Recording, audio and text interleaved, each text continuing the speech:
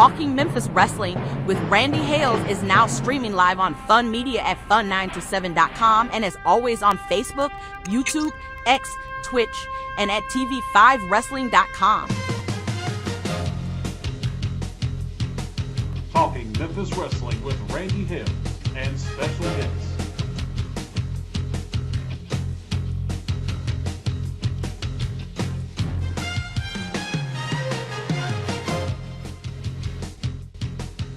I am so freaking excited.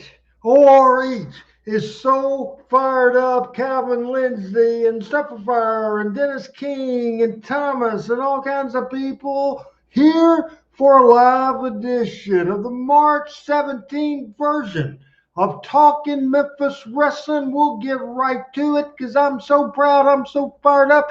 A packed show. We'll go back in history. This show, we look at Memphis wrestling history. We will go deep diving in to the last great feud of the USWA, the PG-13 Rock and Roll Express USWA Smoky Mountain feud. We will do that here today. Very rare photos of the fabulous Jackie Fargo, a ton I had never seen coming up Al Tuttle. We'll show those today. Hey, there was a disaster. There was chaos in OVW wrestling. We'll talk about that. Again, loaded on the talk, loaded on the fun, loaded on the video, and for the first time in several weeks, man, I was thinking, even though for the last week I've been so excited about his return, 2 minutes before we went off the air, he's having email issues. It looks like it was just going to be me because Doc's not here and Chris is not here and Michael's not here. And it looked, Julie Lates, it looks, PJ, it looks everybody like Pat Trammell was going to have disaster. He's in Birmingham, Alabama. I want to get right to it right away because we got to get into this show, and I'm tickled pink. It's a pleasure to welcome back one of the OGs, my original co-host, original panel member, a friend more than anybody of me and this show. Let's put your hands together, everybody at home, whether you're in Tennessee or Thailand, put your hand together, Adam Dunn. We make welcome and bring in right now my good friend. Here's Pat Trammell. And it worked. Yes. Worked. All right. Good to be home. Very, very good to be home with everybody. Are you on your phone or did you get the computer fixed? I'm on my phone. The computer wants a password to get into my email, but it won't tell me where to put the password in, and I wouldn't know it anyway. So I'll have to get with an expert after that. But anyway, so good to see everybody. I've missed everybody. So great to see y'all. Hey, first take time, Pat Trammell. Well, first take is you can see what I'm wearing. I don't know how many of our friends know, but yesterday was a very, very special day. And not because it was the first day before St. Patrick's Day. Yesterday would have been the 100th birthday of the legendary Lance Russell. And, it doesn't seem like he should ever be 100 years old because it's always going to be 1983 and he's going to have the mic in his hand. But it's a special day to remember somebody that meant so much to Memphis wrestling and so much to us. And I gave Shane a call and, he appreciated that and said, tell everybody hello. And, just something I wanted to remember. So happy birthday, Lance Russell.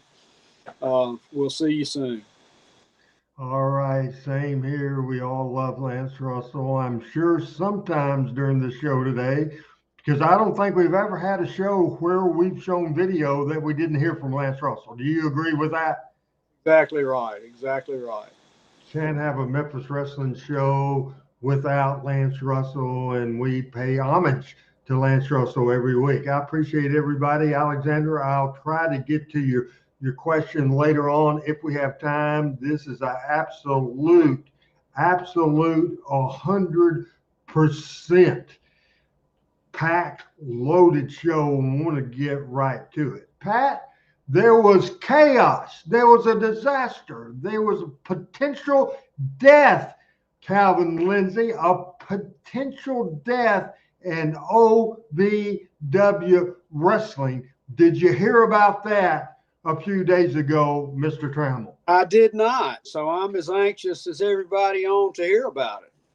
Okay, Adam, if you would, producing, and I got to make sure that we look at this and make sure Adam's still on board. He is. If you could search down and find that OVW graphic so I can give you some information about OVW wrestling. So, the two of the earliest developmental territories for the WWF at the time was my company, Power Pro Wrestling, and about a year later, Ohio Valley Wrestling. Have you heard of Ohio Valley Wrestling? Well, in 1993, it was founded by Danny Davis. Then Al Snow and some investors bought in, and Jim Cornette was Danny Davis's partner. Developmental with the WWF went from 99 to February 2008. Cornette left OVW July 10th, 2005. Currently, Morley Sports Management Investor Group in United Kingdom owned it. I can guarantee you the people running that company now are not Danny Davis and not Jim Cornette. This would not have happened on their watch. We have other pictures that will show. On Thursday, they had a television taping and they were going live. Referee Dallas Edwards was injured. As you see there, OVW referee Dallas Edwards hospitalized with brain injury following a horrific accident.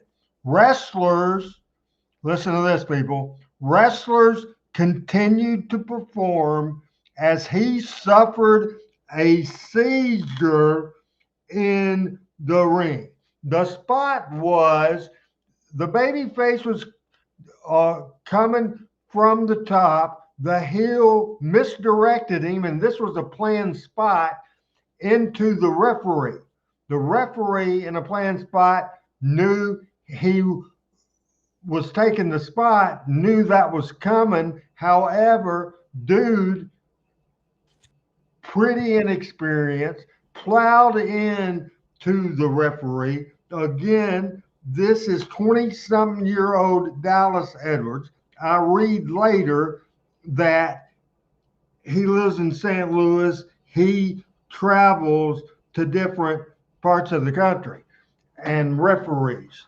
And because OVW is on television, and because of the fact they're a former WWF developmental, because there's a lot of history of that promotion, a lot of people can come, probably either gets very little money or none at all, or none at all.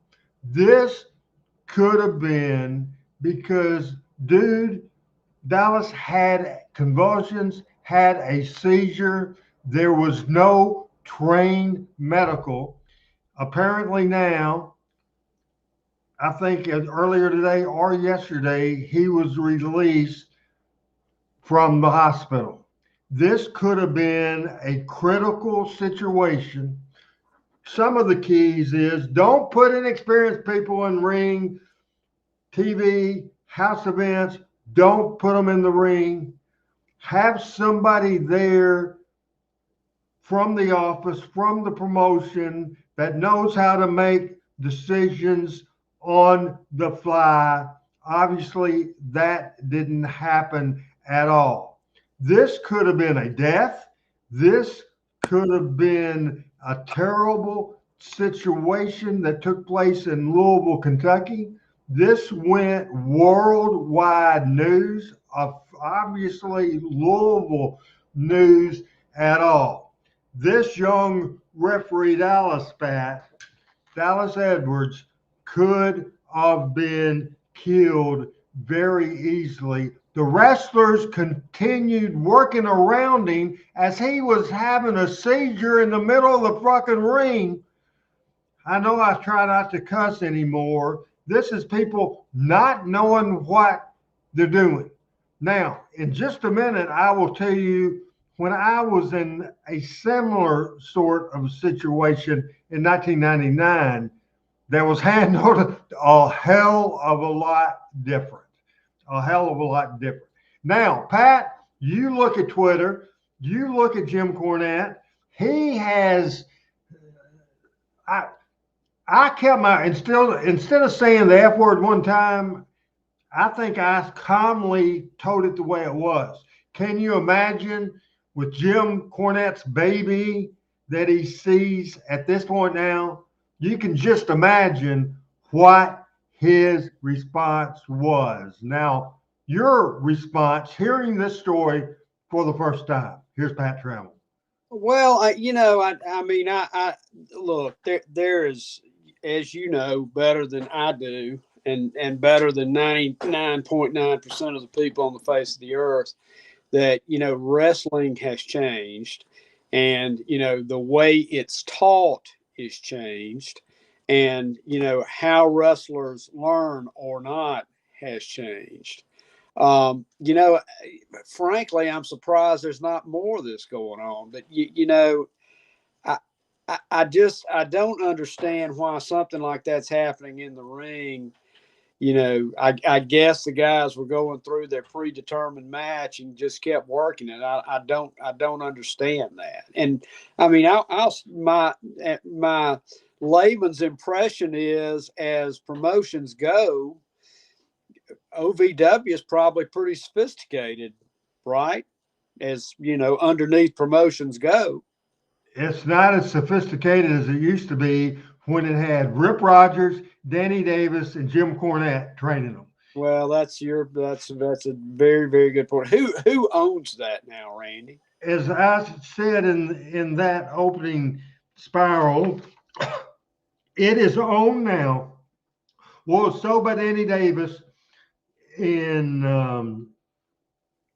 the early 2000s. Cornette left in 2005, so it was later than that. About 2021, Danny Davis got out, and Al Snow and investors bought into the thing. And Danny Davis and Jim Cornette, who had already gone away, Danny Davis went away.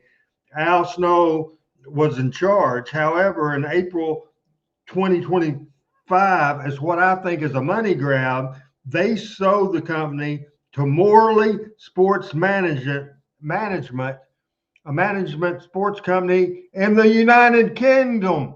Do you think they come to Louisville, Kentucky on a Thursday night for TV tapings? And do you think they know how to handle a disaster in the ring? Do you think that?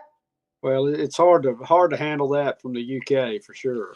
Now, all kinds of people have making comments, and at one time, Al Snow was a owner. He might be a minority owner now. I'm not sure. The majority owners are Morley Sports Management from United Kingdom.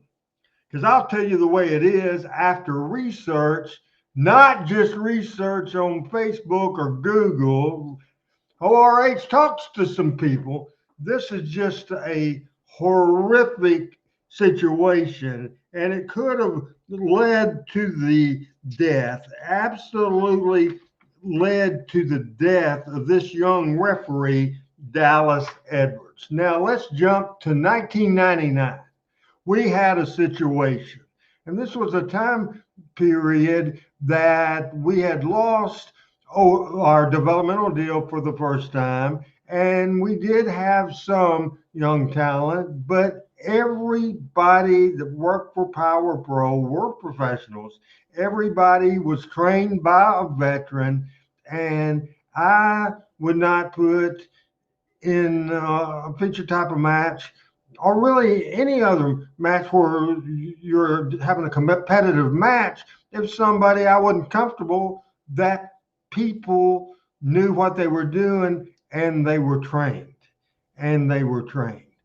So this particular time we had a 6-man tag team match. And this 6-man tag team match involved the Texas Outlaws and Rick Havoc against the Assassins and Bulldog Reigns. Now, Bulldog Reigns, of everybody in that match, was probably the veteran wrestler and saw him in a lot of very good matches, and he could work with anybody. And one of my favorite of the local wrestlers, even though he came from Georgia, he was great. He was doing a spot with Rick Havoc, simple, where he drops an elbow, and it was too snug.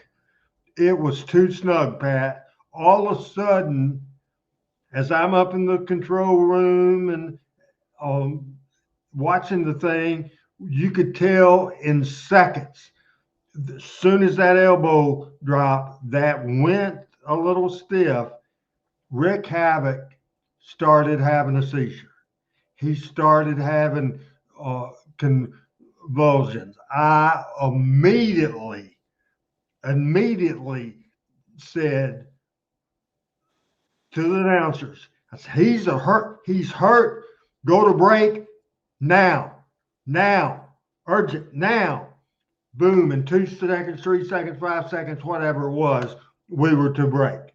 Then 2 minutes later, after that 2-minute break, what the people couldn't see, because we came out with a 2-shot of Dave and Corey, and we had 2 minutes to figure this out. I had, with Brandon Baxter's help from upstairs, and again, we had to communicate to the announcers and communicate to the director of the show. So quickly, I say, cameras, don't go to the ring, because at that point, we had whatever medical people we had in the building, not many, but we had help in the ring. We had the opponents cleared, the ring cleared. We called 911, and so the hospitals in Memphis are right down the street. So when we got back on the air, Dave and Corey said there was a situation where Rick Havoc got injured, said we are waiting for ambulance to arrive here in the studio right now. However, until we get clarification, until we find out Rick is going to be all right, said we're not going to go back live with this show right now. Right now, our director, Mark, was instructed by Randy to pull a video from an exciting match that happened last week on Power Pro Wrestling, and we'll show that right now. We go through 2 segments like that, updating the audience. It was live television. It was seconds that we had to make that decision, and we got out of the situation. And by the time the ambulance got there and they got him going and they stopped the seizure and they rushed him to the hospital. And I think Adam told me that, and I didn't remember this, but that's why I count on Adam. It was 3 or 4 weeks and Rick was back in action. Pat, as I tell that story here today on this program, I tell it a cliche that you hear me say, you hear a lot of people say. Professional wrestling is not ballet. There's been many instances, including somebody in Mexico a few weeks ago that was doing a simple spot of hitting the ropes and broke his neck by hitting the ropes wrong. Died right there in Mexico. Died, Pat. Died. So I think now, couple things. I think now that everybody's smart to the business, and all these shows like this and Jim Cornette show and so many others tell the tricks of the trade. And I think the audience sometimes, Pat, think there's no way anybody could get seriously hurt or could get killed in professional wrestling going bad. Well, it goes back to a matter of control. As Al Snow, who I think, even though he's not a majority owner, is part of the management, he said, be careful what you say, people, because Al Snow said after some dangerous AEW spot, Pat, and we all know they're reckless. We all know they're reckless. But Al says, I can guarantee you somebody will die sooner or later in an AEW ring. AEW ring. Well, I can't think of any incidences. Can you, Pat, where anybody went into a seizure in an AEW ring? No. No. But we now have this situation. But do you think it goes back? You're being all adamant. Did you want to say something? No, I was just thinking about something. Go ahead. You know, if I had ridden from, and I'm not particularly athletic, if I had ridden from Memphis to Jonesboro, from Memphis to Tupelo, from Memphis to Nashville, from Memphis to Louisville, in the car with Lawler and Dundee and Buddy Landell and Dutch and Jerry Jarrett and Tojo and all that kind of stuff, for 2, 3, 4 years before I really got off the bottom, I would learn how to wrestle because they would teach me. But I feel like now there's so little that is done on teaching that's not gymnastics and aerobatics. And you don't get to practice your craft every night or 4 nights a week or 5 nights a week. Or, I think sometimes I've heard Cornette talk about a weekly schedule, and somebody 6, 7 times a week, 8 times a week, maybe. So, absolutely. I mean, there's a difference between a 8-minute headlock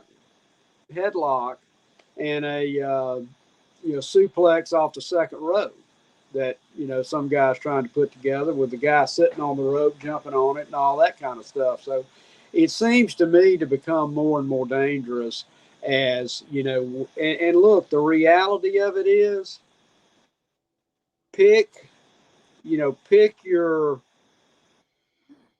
most worked underneath guy in Memphis in the 1980s. Probably 5 of the 10 top champions in the if you want to say there's three national wrestling promotions, have not wrestled as many matches as that guy underneath did in 3 years. True. Right? So it's absolutely true. It's all about more and more, stunning moves to the crowd and all that kind of stuff. Absolutely true. To sum this up, the OVW issue with Dallas Edwards could have been killed. And Pat, I think I sent you the video of that. Did you not see it? I think I did. Did you watch it? I did.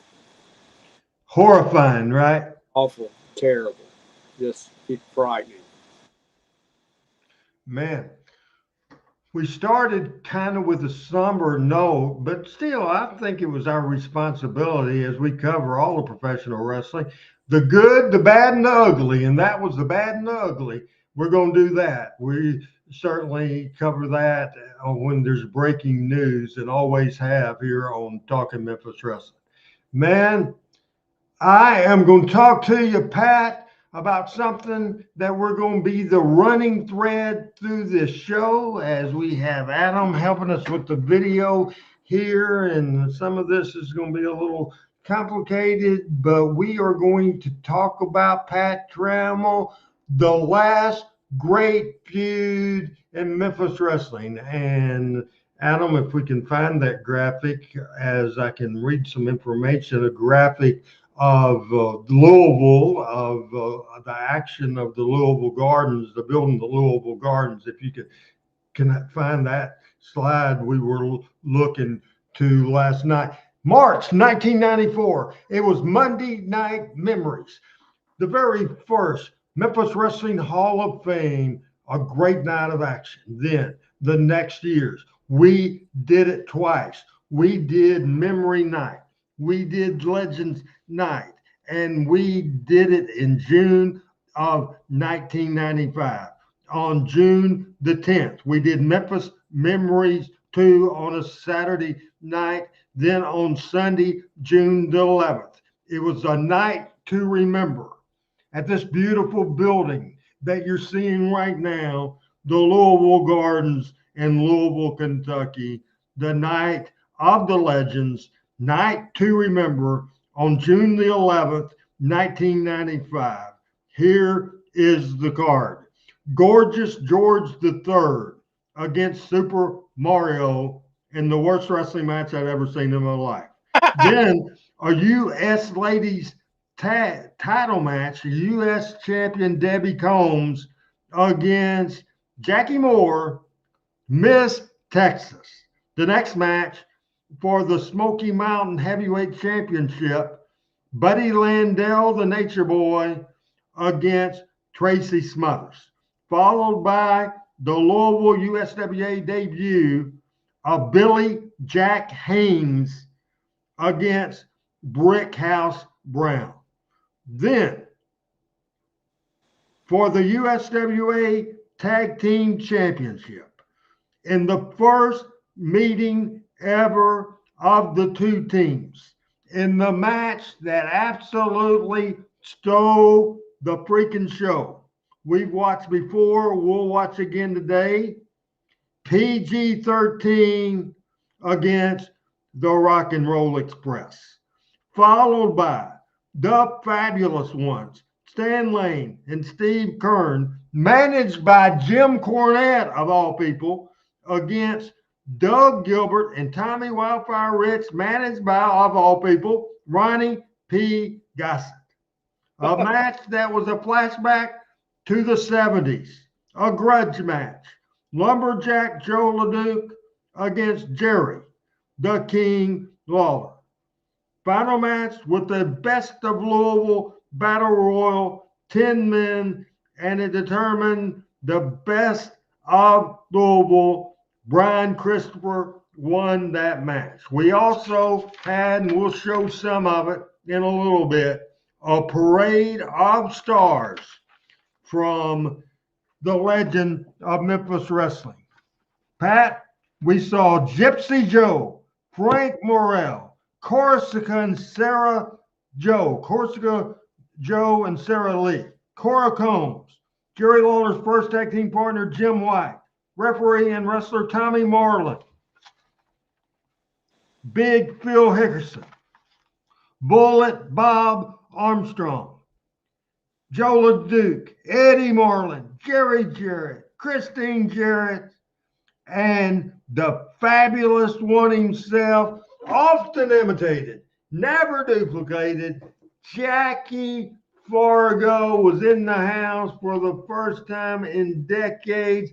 This was Sunday, June the 11th, a super crowd at the Louisville Gardens, a night to remember. Before we get into the opening introductions of this great event, your reaction to the verbiage I just spit out at you. Hey, Joe Mobley, excuse me, Pat. Hey, Joe, and hello, everybody. Appreciate it very much. You know, that I never knew. I mean, that's like the Memphis Memories writ large in Louisville. And I guess I just never realized that y'all had done that as well. That is fantastic. It was a unique thing, and I will get So, into those of us that haven't been there, talk to us a little bit about the Louisville Garden as a facility. the Louisville Garden as a facility. The Louisville Garden as a facility went back in the war days, was a National Guard type of armory. It was Okay. an armory in Louisville. In the 70s, probably 73, 74, I'm not sure, it was converted, even though they were having wrestling matches weekly in Louisville. Even Duelist Welch Jarrett chose, but then 72, 73, they changed the name of it to the Louisville Gardens. It was downtown Louisville, Kentucky.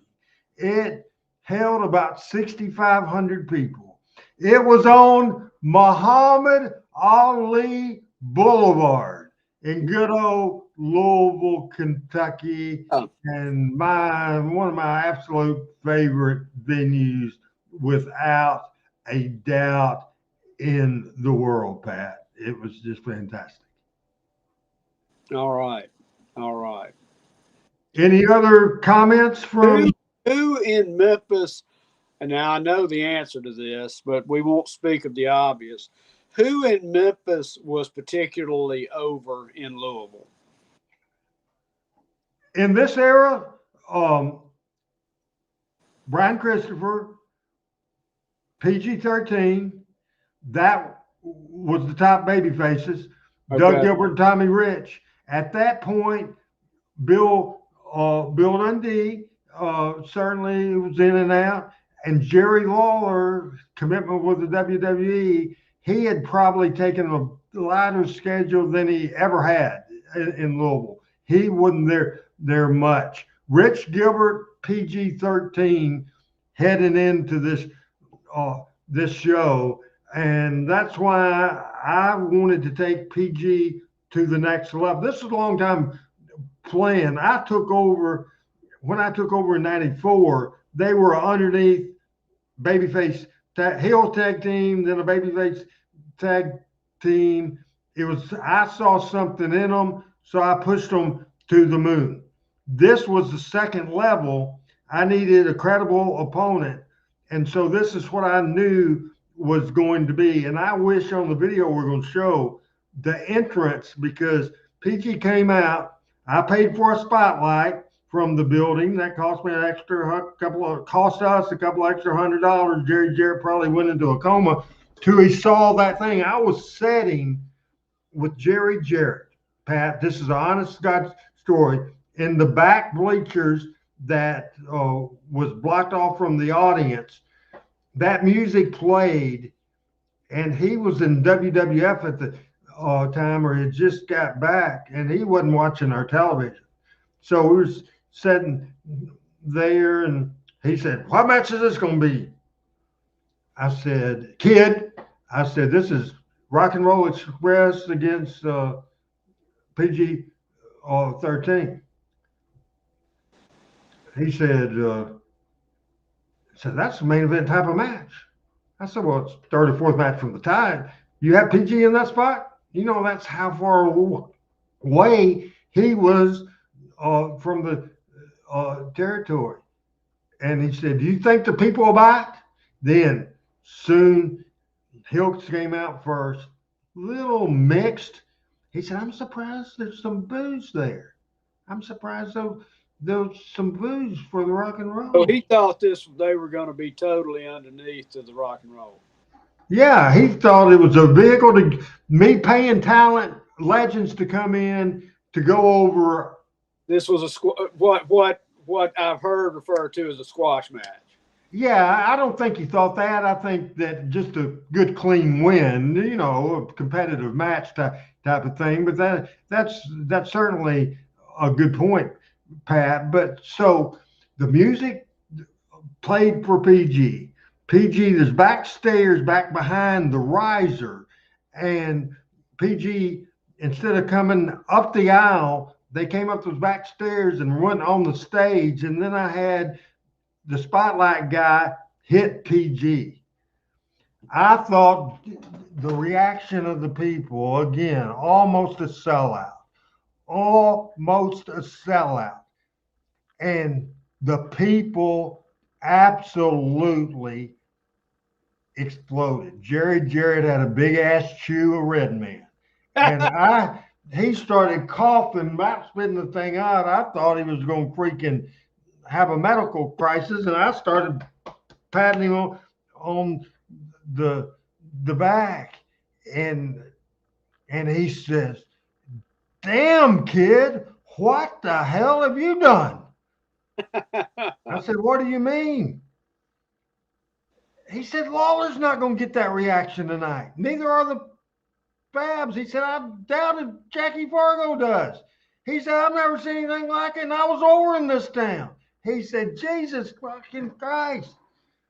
So the people absolutely went bananas. Absolutely went bananas. Now, we're going to go back to just tell you the, I think, classy way and a different way to open this night to remember show. And remember, Adam, is that after I call for us to get out of it, keep it up there, or we can go by and fast forward. This is just the open of a video. Randy West was the great cameraman, producer, the brains behind the production of this thing. And we are going to now, if I can find the name thing, and I have, Pat, I think you will really like this. Everybody pay attention. This is great stuff we're playing from A Night to Remember, June the 15th in Louisville, Kentucky.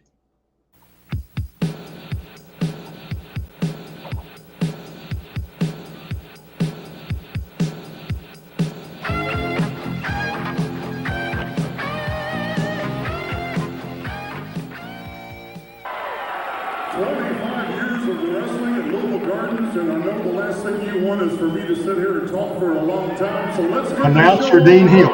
Ladies and gentlemen, my pleasure to introduce you to the man that we've grown accustomed to seeing every Sunday morning on USWA Championship Wrestling and the voice of the Mid-South Coliseum.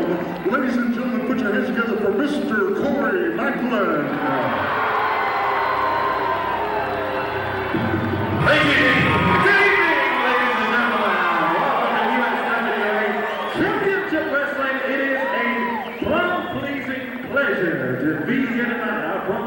A night to remember, indeed. Right here, history is being made in Louisville, Kentucky, right here at the Gardens. And tonight, for this special night to remember, one of Louisville's own is here with us tonight. Would you please help me welcome Jim Cornette?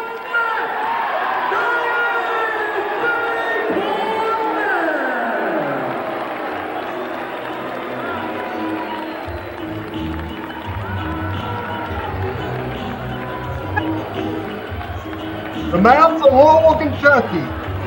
Good old Jim Cornette, June the 15th, 1995. The prodigal son returned.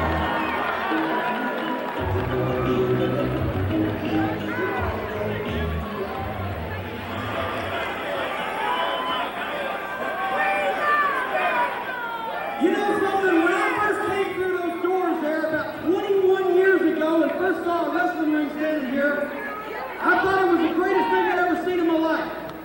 And I still do. And I don't know whether anybody that was here back in 1970, wrestlers or fans or promoters, I don't know whether any of you thought that you were going to be here 25 years later. I never thought I was going to be standing here in a million years.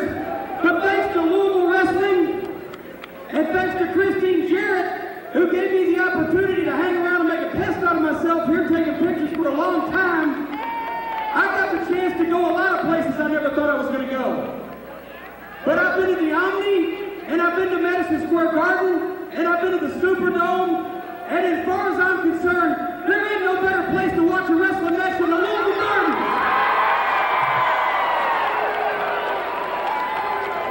And this is going to be a night to remember, so I want to introduce somebody to kick the thing off. He is the most famous voice, and he is the most famous nose in the history of wrestling on television. Ladies and gentlemen, Mr. Lance Russell!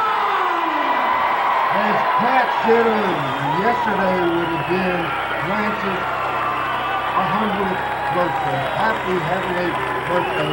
And listen, Pat Campbell, to this reaction.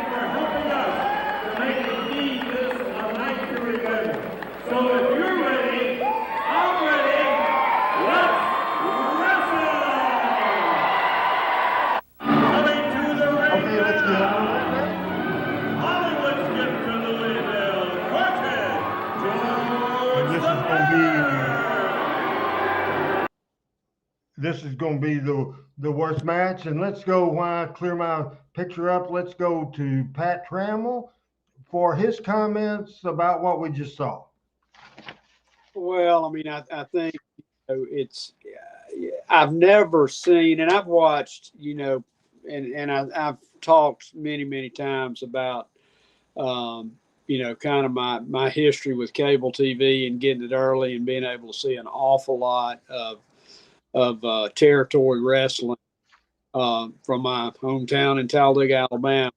We watched a lot of Georgia Championship, watched a lot of Continental, watched a lot of Chattanooga wrestling, watched some down into Mobile because of all that. Saw some of Watts, saw a lot of it. But, the connection that the Memphis fans have, and I want to say this right, have to the promotion. There's, and I'm this sounds corny, but it's almost a family. And I guess that's why we're sitting here today, because this is our family, and I'm thankful for it. But the celebration that you have in these Memphis memories and these Louisville Garden nights is something I've never seen anywhere else ever, anything even close to it. And it's really interesting from somebody who didn't grow up absolutely in Memphis wrestling. And Lucian, I agree with you. I did watch WWF on cable, pre Hulk Hogan, way pre Hulk Hogan. So, but the connection that the wrestlers, sure, because the baby faces always have a connection to the crowd, and Lawler always had a connection to the crowd. Thunderbolt did in Atlanta. Dusty, Bob Armstrong did in Pensacola, but Lance's connection is something that kind of transcends all that, particularly. There is no doubt about it. And again, we are having problems with my camera. And we still are. And wanted to tell you real quick, and I'll work on that camera in a minute. To tell you real quick, the idea, Pat, was PG-13 will get a credible win over a credible team. It was going into that night. I tried to book it for Saturday night in Memphis and Sunday night in Louisville. The Rock and Roll was working for Smoky Mountain Wrestling on a Saturday night. They could not come. So I could not do the Memphis match. So I could do the Louisville match. So the idea was I had one date on them, June the 15th. We went to a lot of thought process and a lot of discussion and taking that match real serious because I knew this would be the match of the night. There was no doubt in my mind. Right before they go to the ring, and it was going to be a babyface finish, an elaborate finish. It was going to be Wolfie D contributed a lot in that finish. It was going to be elaborate, but we didn't have an afterbirth. Right about the time we go to the ring, I asked Cornette, who was there, I said, hey, can I get more dates on the Rock and Roll? He said, sure. I said, idea just came to me. I said, Mondays and Tuesdays. I need them Monday and Tuesdays and some Saturdays for Nashville. He said, we can work that out. And I said, okay. So I did an afterbirth on the finish. So, okay, Adam, if you can go ahead and get the video up there where I can play with it, where Adam I have to.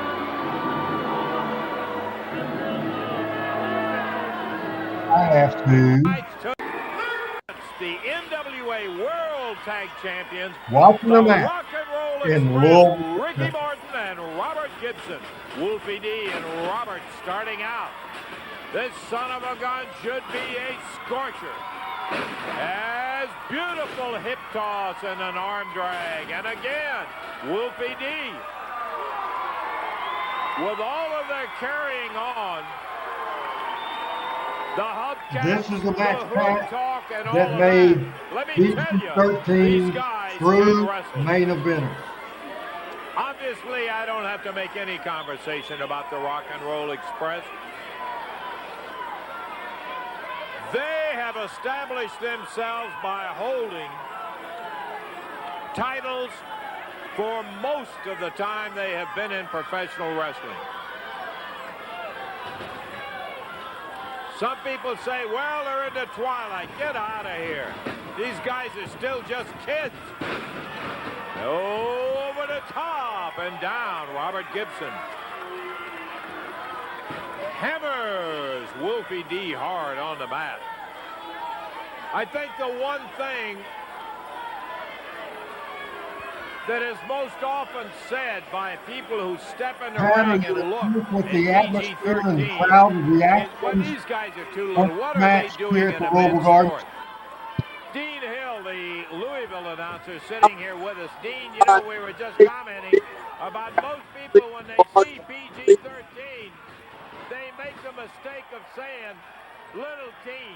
Have you heard that? Okay, for some reason, Pat, you were breaking up Well, you hear it quite audio. often, Lance.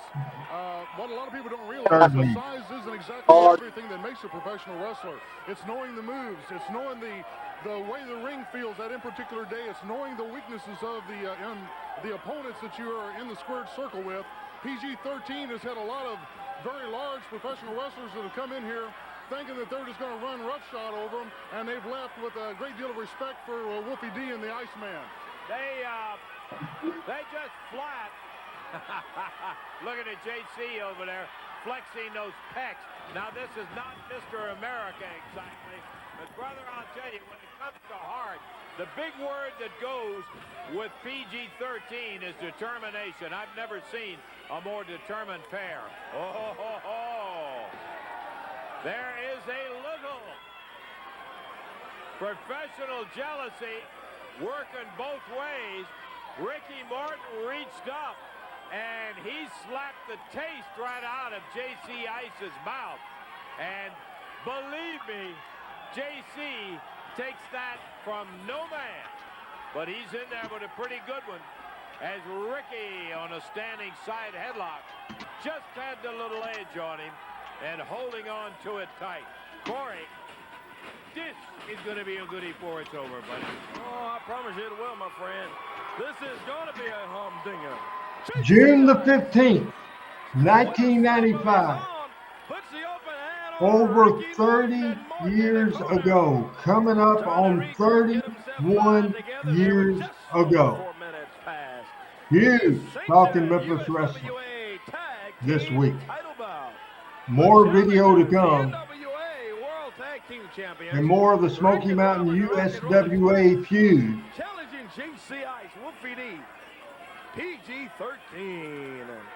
Coming up. But next, rare pictures of the fabulous Jackie Farley. Robert Gibson jumps in with no tag. Yeah. Robert with no tag in there, just leaped over the top rope. Corey, you and I agree on 99%. I saw a tag from Ricky Morton. It's one of the slick things that they do. He made the tag before he made the whip. The referee evidently saw it because he let him in there. He did, in fact, tag Robert Gibson. Okay, thank you very much. Maybe I need some more glasses here because It's one of those slick. it was quick. Oh, you bet. These guys are so quick. They've been working together for so long, Lance, and they've got such a great chemistry together. And it manifests right there. Great move from the Rock and Roll Express. I apologize to Rick and Robert. I didn't see it. It was so flashy and quick in there. But that's the way these guys work. Reversal. Whoopie knee. Whips Robert Gibson into the turnbuckle. And Gibson catches him with that knee lift. He caught Wolfie. Wolfie went running in full speed. And Gibson just lifted up that knee and caught Wolfie knee. Oh, man. Go over and they both nailed JC. Knock him right off of the ring apron. We see Randy West a few minutes ago on the ring apron, running camera there at ringside. Half of the crowd for the Rock and Roll Express, the other half for PG-13. You know, it's kind of interesting. I'm looking at the expression on Rick and Robert, and I got to tell you, these guys are the absolute consummate professionals. Ricky Morton and Robert Gibson. But I'm looking at the expression on their face, and they kind of resent these upstarts from the hood who have absolutely no fear of the Rock and Roll Express. And you can tell by the way they look at them sometimes. Look at that Wolfie knee go. Hammered him and then slammed his head into JC's knee. A double whip. And Ricky Morton doubled over. And he was buried into the mat. Two! And Ricky kicks out, heads for the ring. Look at him go to that floor. That's another sign of a professional. Yeah, indeed. What a great move by PG in there, too. Absolutely a great move. As Robert comes back and jumps in the ring, I do not see, no. That is not the legal man rep. No, he made the tag outside the ring.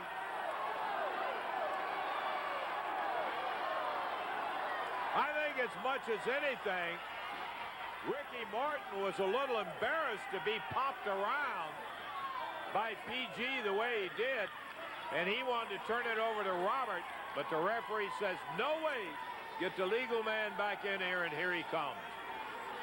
Robert steps out, Ricky back in, J.C. Ice.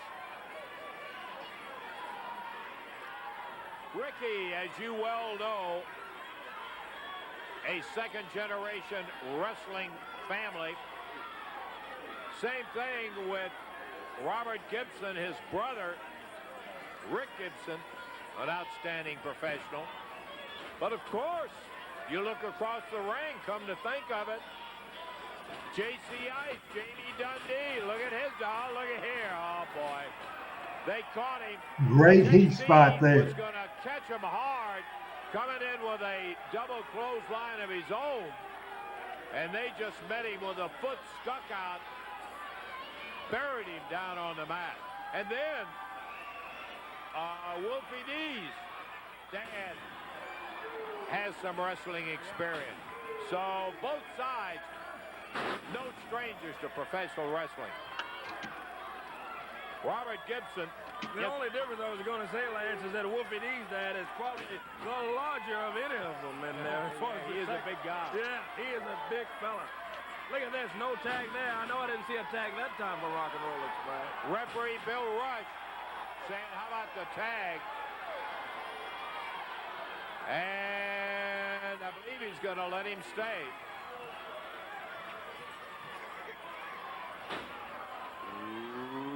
Rick Morton hammered him, took one, and exchanged with J.C. Ice. Look at J.C. whipped in. A reverse atomic knee. And J.C. Ice down hard on his face. Knew it was going to be a great one. It's still got a bunch to go. And it's turned out to be everything we thought it was going to.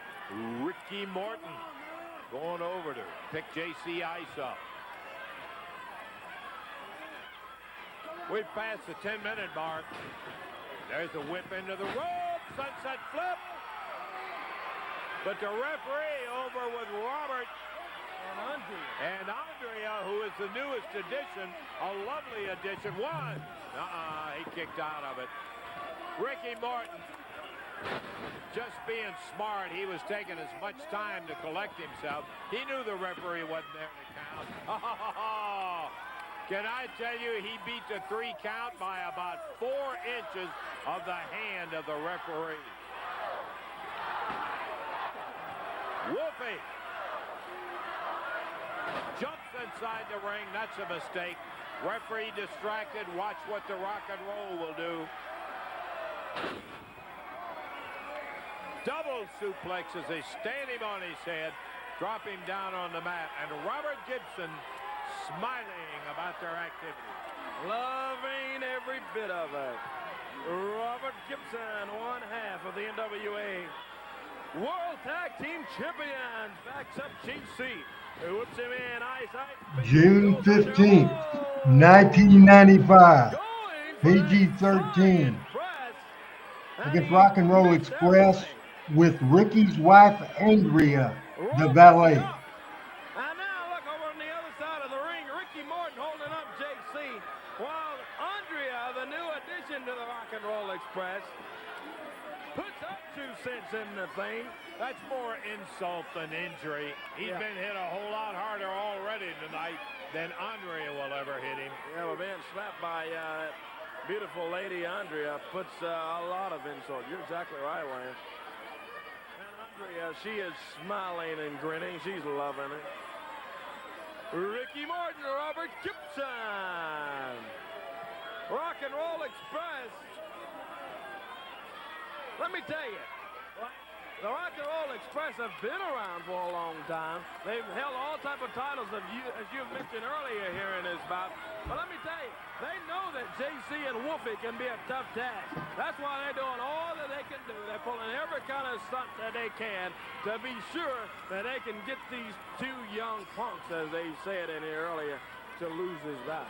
Well, they, I can fully understand that when you've been the top dog for a long time and they bring a new puppy on the block and all of a sudden after a little seasoning that puppy becomes quite a household favorite, then you start to wonder, wait a minute, maybe we better get rid of these guys, and they start to resent it, and I think that's the case that we have here. Robert with a front face lock. There's a tag on Wolfie. The referee didn't see it. He will never let it work. He didn't. And now, Ricky holding and Robert pitching. Didn't have any idea that this would go on for about 10 weeks. And all kinds of different variations. And that it would lead to what I think is the best promotion versus promotion feud that professional wrestling's ever done. Are not at issue here. There's a whip. Look at JC go under. Yes! Now the last time they caught him with a foot before he could ever reach him. This time he was too quick, got there and put them both down on the mat. Great move, PG-13. Wolfie hanging out far as he can. JC trying to get up. Wrong corner, JC Ice rolling back, makes the tag. Here comes the Wolfman. Wolfie, one to the other. Now we've got all four in. We don't want to see this match disintegrate into a street brawl. Look at Wolfie, 1, 2, and right at the last minute, Ricky Martin kicked out. Now it's a double whip. Double backdrop as Wolfie D down on the floor when Ricky up, climbs the ladder. Here he comes. And Wolfie gets out of the way. JC Ice climbs the ladder. Sail down, he misses. Ricky Martin, Robert Gibson, he misses. Wolfie up. Nobody's been able to connect. Did you see that complete front flip? Robert covers him. Referee down, 1, 2, and out of it kicks Wolfie D. Good night, Corey. Oh, boy, I thought you were about to say 3 because I thought he had him. What a great, great bout. A night to remember. Louisville Gardens in Louisville, Kentucky. Sunset flip. He's got him over there, Bill. Referee Bill Rush. Satch gets a 2. Rush has got a lot to keep up with in this thing. Very, very hard job. Look at that. Then Andrea dumps a whole handful of powder right in the eyes of Wolfie D. Morton covers 2. And referee Bill Rush stops the count. He's asking Ricky Morton, hey, what happened? What's the stuff in Wolfie's eyes? Wolfie rolls him up. He's got him hooked. 1, 2, 3. He had a 3 count. Gibson goes over, grabs Wolfie D. DDT's Wolfie. What a great, great bout. Action continues. JC comes from behind. Nails Morton with a up. He got him. 1, 2, 3, 16, 33 lands. PG-13 retain the USWA Tag Team titles in 16 minutes, 33 seconds. PG-13 retain the USWA Tag Team titles. How sweet it is. Uh-oh. Andrea just walks over. She starts slapping JC Ice. What is she doing, Lance? Rock and Roll came up from behind and nailed him as PG-13 went rolling after Andrea, who had slapped JC Ice twice. And then Rock and Roll came up behind him, nailed him, threw JC out, double drop kick. There goes Wolfie out on the floor. And there goes Rick down on the floor where Wolfie D is. The winners of the match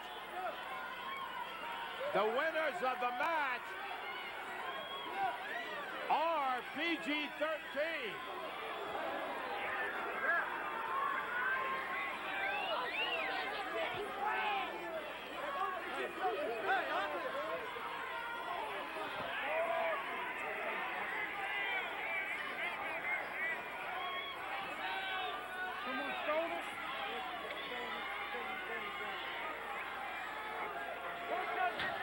Robert Gibson coming around.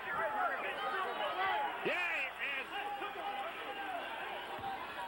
the Rock and Roll Express pounding on. Hey, what is this? She grabbed the paint. Andrea, who is in the corner of the Rock and Roll Express, paints the back with yellow paint. Did you see what she's got painted on What it? is it? Boy. B-O-Y. Yeah, boy. Let me tell you. Now, they ended up winning that match in there. And fair and square they did. And look at her across the ring.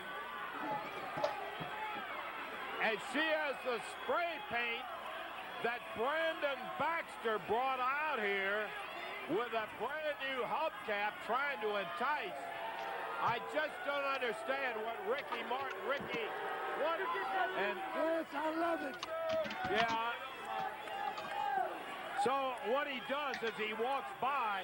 June he puts a 15th, foot right in the back of JC 1995. The Make no Louisville mistake about Gardens it, the in winners Louisville, were Kentucky. PG-13, although they don't look much like it right at this moment. All right. Let's come out of it, Adam. All right. Now, here we go. June the 15th, 1995. I think watching that match, Pat, you see what the people wanted to see. Now, first question is, were you surprised by the reaction of PG-13? And in the first high-profile time being heels in their life, I want you to kind of elaborate on amazing job, because all of a sudden, the Rock and Roll Express was in the role of the Midnight Express, and they were doing a lot of the Midnight Express heel spots. I thought that was just tremendous. I really putting it over, June the 15th, 1995, really putting it over as we lead into it. Did I over brag on it, or your thoughts as we go full screen, Pat Trammell? Two things I thought. One, I watched the match, and it took me about 3 or 4 minutes in to where I thought, wait a minute, the Rock and Roll are the heels here. Number two, after I settled into that, they were a lot more physical in this match and a lot less acrobatic than they usually are, or that I've my history with them was. But I'll tell you what, man, Wolfie, if Wolfie was born 5 years earlier, that guy would still be in New York. And Jamie was great too, but I think Wolfie is such a great wrestler, and I thought they worked off of each other. That was as good a tag team match as you're likely to see. You won't ever see a tag team match that good again. Absolutely. So you were thrilled to death with that action, right? I really was. The Rock and Roll. And look, they're professionals. They've been, I guess they both more or less grew up in, since they were 10 years old, right? I mean, yeah. I guess Ricky's dad's been refereeing all his life, and Robert and his brother been wrestling since they could remember. But they wrestled a different match than a Rock and Roll Express match against the Midnights, for example. They were a lot more physical. They were a lot more bullying. It was a lot different match. I mean, it was a great match, and it was good to see because, I saw the Rock and Roll Express in Atlanta for 3 years straight. And that was a great match all the way around. It was a lot better from a scientific standpoint than I thought I was likely to see. It was absolutely fantastic. So Adam, just keep it cued to where it is, and we'll come back to that, and we'll show some more action from A Night to Remember. This is very special talking Memphis wrestling, and in this part of the show, Pat, he's often imitated. He's never duplicated. The fabulous Jackie Fargo. And before we get to that, I have a question for you, because when you talked over that match, your audio wasn't coming across. Then later in the match, at times I was talking I messaged you, didn't get a response. Messaged Adam, didn't get a response. Could you hear me talk over? I could. Okay. Yeah. One of the issues I may have, Randy, is I'm using my phone and the as you know, and the microphone is at the bottom and it's setting up on it. So right now we can hear you perfectly. We can okay. see absolutely perfectly. Adam, if you could go to the start of the Fargo pictures, and these are some real rare shots, and want to go through this quickly, Pat. I have a Memphis airport trip to do in a couple hours, Pat. Just a little heads up on that. 5397, 5397, if we could start. And this is the absolutely most classic, oldest picture. He has to be in his 20s in this picture. And I see a big ass smile coming on the face of Pat Trammell. Here is the fabulous Jackie Fargo. Damn, he looks like an insurance salesman, man. The head of the Kiwanis Club. What do you think? Yeah. Have you ever seen this picture? I've never seen that picture in my life.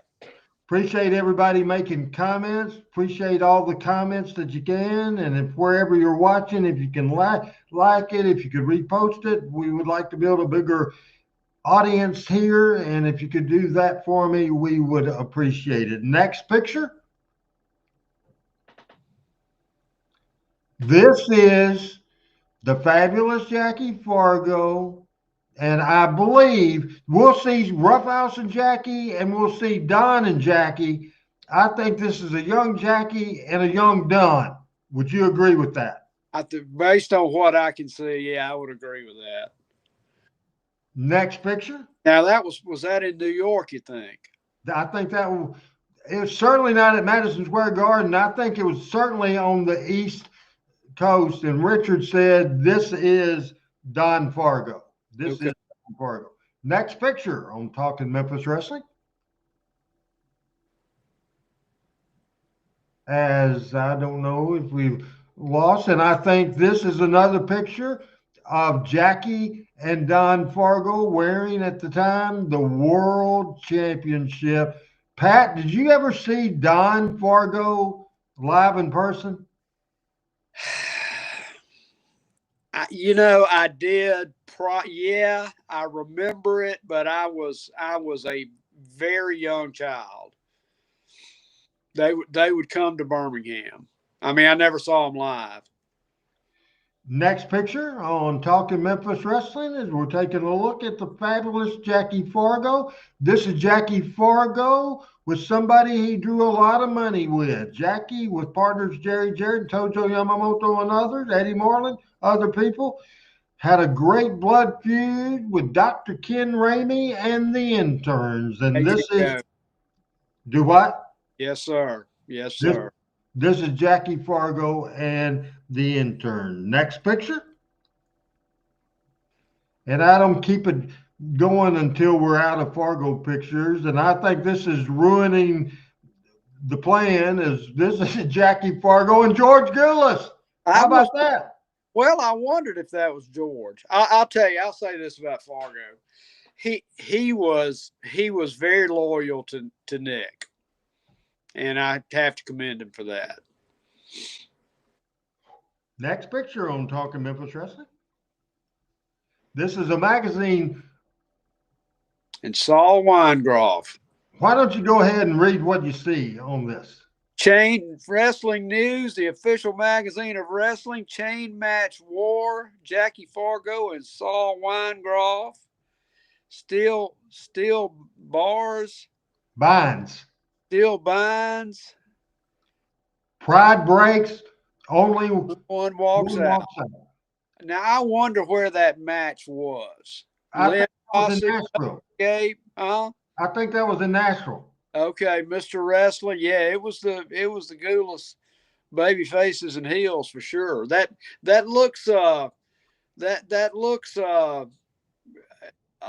a lot more fancy than generally you would see Nick put together. Oh, I'm sure somebody else did it without a doubt. It's a $1 program though. Okay. $1 magazine, isn't it? Magazine, yeah, that's right, magazine.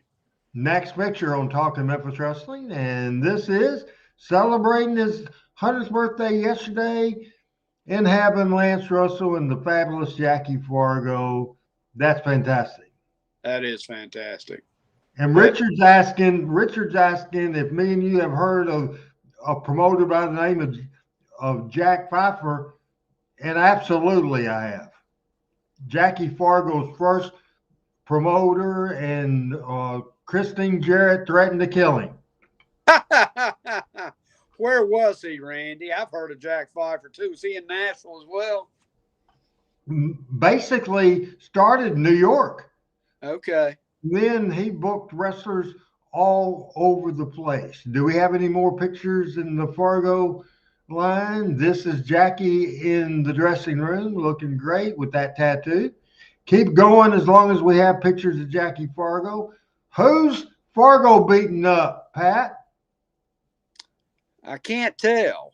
The King. Okay. 1974. Big money draw. This is Jackie with who, Pat? I can't tell. Soul Man Rocky Johnson. Okay. I knew it was a big body. And I love this picture. This is Jackie and Roughhouse Fargo. This is Jackie and Sonny Fargo.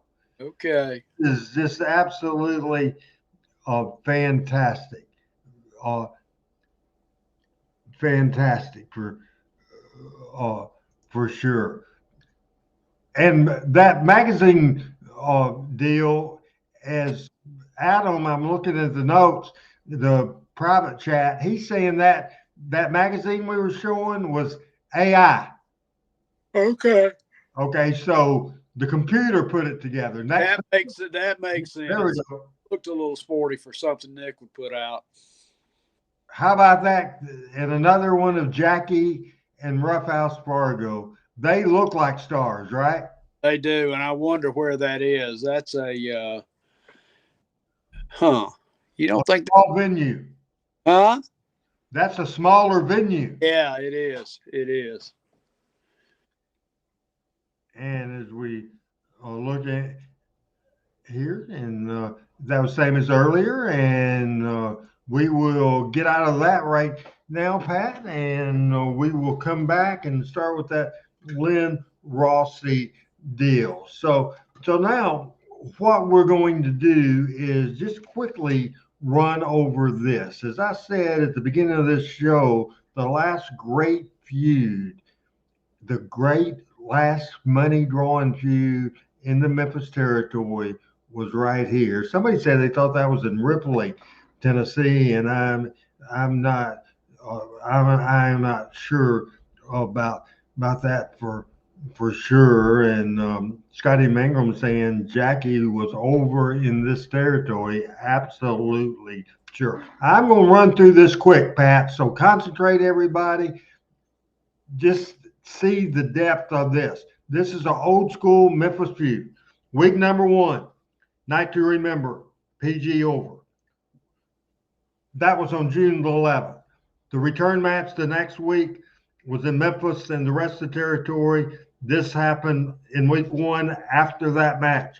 Rock and Roll screwed PG-13 with Mark Curtis, the evil heel referee, causing the screw. Now, the way this happened, I had a finish in mind. Robert Gibson came to me earlier, had Mark Curtis, Brian Hildebrand, the Smoky Mountain referee, with him.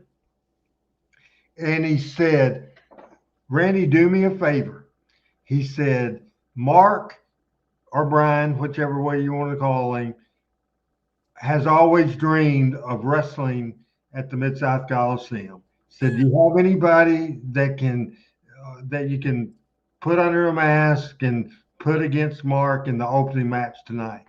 And I said to Robert, because it clicked in my head. It clicked in my head because I knew he was a Smoky Mountain referee. Clicked in my head. I said, no, Robert, we're not going to do that. And I thought he was going to punch me in the face, and he's not that type, right? He was heartbroken. I said, no, we're not going to do this. And before he had a chance to argue with me, I said, he is going to referee your match with PG tonight, and he's going to screw PG. And that was the start. That start of the feud. And so that's week number one. Week number two, Curtis did the screw again. I came out and I held up the titles. The next week, week three, R&R beat PG. Week four, PG beat R&R. PG and me were destroyed, absolutely destroyed, and bloody and battered. And in Louisville, it about caused a riot. And we had to sneak the Rock and Roll and Mark Curtis out of the building in a police car, going out the front door of that building, Pat. We had, the heat was so much. The police came to me and said, all shaking, and said, man, we're calling for the riot squad. Really? He said, there's thousands of people in that alley, and they're going to kill Rock and Roll Express and that Mark Curtis. I said, hey, again, we talked about it earlier about that situation. You have to think quick on your feet. I said, here. I said, Robert, give me the keys to your car. He handed me his keys. I gave it to the policeman. I said, one of you police people, they're not going to try to kill you. I said, y'all go out and get in that car. I said, in the meantime, before you do that, the people will still be in the audience. I said, Rock and Roll and Curtis, you go out the front door, get a squad car to come to the front door, and let's sneak the Rock and Roll and Curtis out of the building. And I said, meet at the liquor store on such and such street. I forgot the name of the street. So we do that. And so obviously the fans were disappointed when the cop got in the car, and there was all kinds of cop cars there. So they didn't follow the cop car or the cops in the Rock and Roll car. And we made it safely out of there. Week 5 had a Texas death match that at that point the heels went over. Week 6, we had another Texas death match. Week 6, the heels went over. Week 7, week 6 we had Tommy Rich a part of the equation. We'll watch that later in the program. Week 7, PG, Tommy and Doug, Smothers, Landell, and Gordy. At the same time, Jim Cornette had fired in Smoky Mountain Ricky Morton. I fired the biggest angle in years. I fired Rick Morton because Tracy Smothers and Rick Morton were going to kill each other. So that was another executive decision from both promoters, both companies. Cornette for Smoky Mountain fired one half of his top babyface team, and I fired one half of my heel team right there because it was the right thing to do. It was the right thing to do because neither one of us, because they were threatening to kill each other. And what was the heat about? The heat was Ricky's wife, soon-to-be wife, Andrea, that we saw in that clip, and also Tracy Smothers' girlfriend got in a fight, and Andrea called the police, and Ricky and Tracy's girlfriend got arrested. Okay. So that is absolutely what happened there. Then week number 9 was the blow off. Did over a $20,000 house, close to 5,000 people with a major rage in the cage 10-man tag, including Rich and Doug and all kinds of people in this 10-man tag, including Lawler. Also a feature match was Randy Hales and Frank Morrell against Mark Curtis and Jim Cornette. Was one of those. Does that go home interview? I left myself off TV for 5 weeks. What'd you say, Randy? I left myself off the TV for 5 weeks. I let myself off TV. So then we blew it off. We waited for 3 months. We did the Smoky Mountain Feud #2. Bob Armstrong got involved, and then Jeff Jarrett returned Jeff Jarrett returned November the 13th. Right now, we are going to watch some more stuff from the Night of the Legends, that great night in Louisville. And Adam, if you can put that back on there as this is the Fabs against Rich and Gil. And I am going to just run through this. Comes back over and again knocks the ref. Back it up a little bit. This is the end of Joe LeDuc and Jerry Lawler at Night of the Legends. Big Joe LeDuc probably making his first appearance in about 10 years. Canadian lumberjack, the king up on a mellow road. He caught Joe LeDuc. We just went ahead and joined the Duke Lawler match. Remember that card at the Woodford Gardens, PG and the Rock and Roll, Rich and Gilbert, the fabulous ones, all kinds of legends, a 10-man best of Louisville Battle Royal, and Joe LeDuc against Jerry Lawler. And what a card, Pat. Hammering at Lawler right above us. Referee Bill Rush trying to get him out. What a card, Pat. Oh. And now he is picked up. That may end the match right there. He just slammed the referee down on the floor. And LeDuc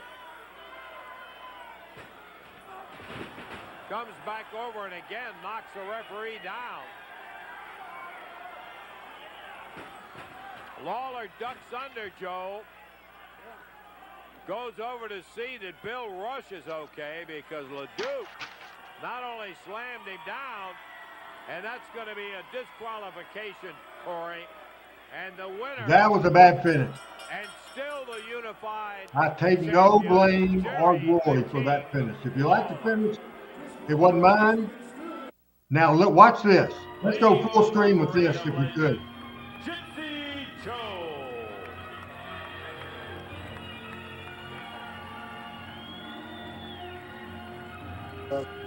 You remember him as the Angel, and brother, let me tell you, they didn't come any tougher than Frank.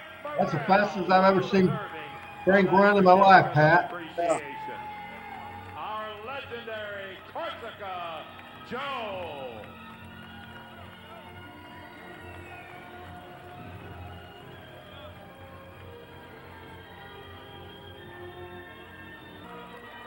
She beat an awful lot of them.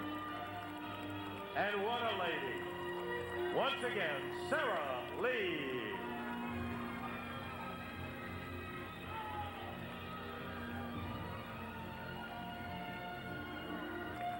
She held that U.S. ladies title herself a long time. They thought they'd never get it away from her. She would get in and strap with them in or out of the ring. Cora Combs was a winner. Once again, in our parade of legends, Cora Combs. Oh, looks like up around. Our next legend is a guy that you didn't necessarily. Look at dark-haired Randy Hales, Pat. Yeah. Coming down to the ring, a guy that earned every bit of it. Legend Jim White.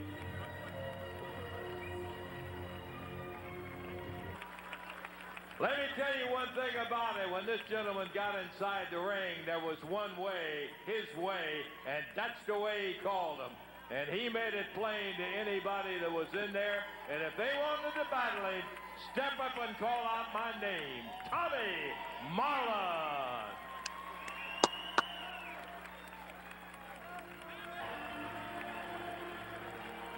Yeah, he could still go.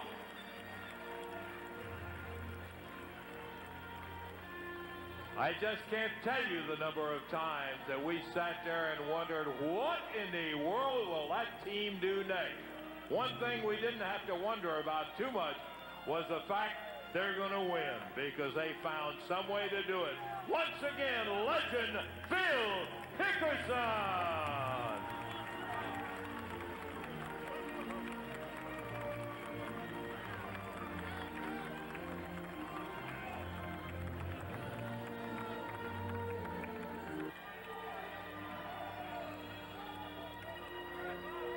Bob's still ready to get there and get it with the best of them. Bullet Bob Armstrong. Thank you, Bob, for great memories. He is with us tonight and is certainly legendary. The French-Canadian Joe Ledoux. Watch this, Joe Pat. Ledoux.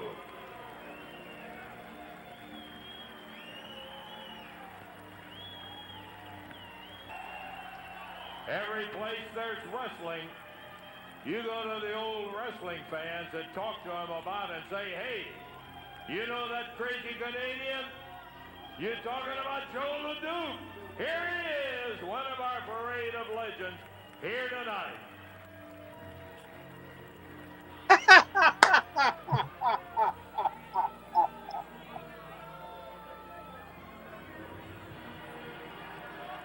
Randy West running the camera. Nobody yet has been able to tell Joe to do anything that he doesn't want to do. We appreciated having him here on this night to remember.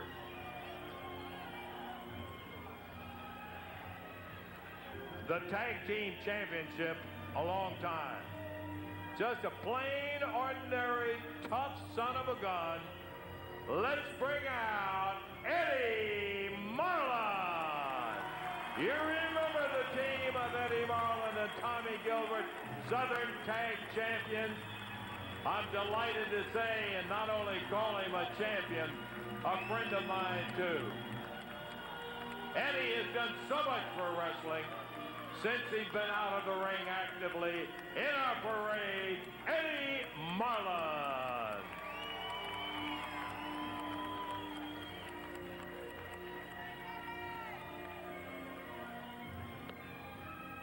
Our next member in the Parade of Champions tonight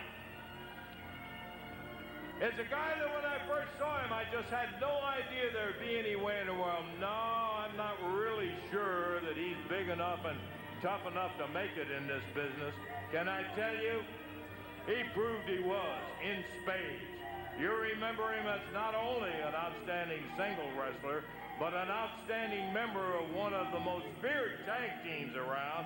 We're talking about the team of Jerry Jarrett and Tojo Yamamoto. Here is Jerry Jarrett. The most over babyface in the history of Louisville. The band that about choked on its tobacco earlier in the night. Brother, let me tell you, he earned every bit of it. And that boyish look fooled a lot of them. They got in there and found out he could do his share of whipping Jerry Jarrett. Jerry.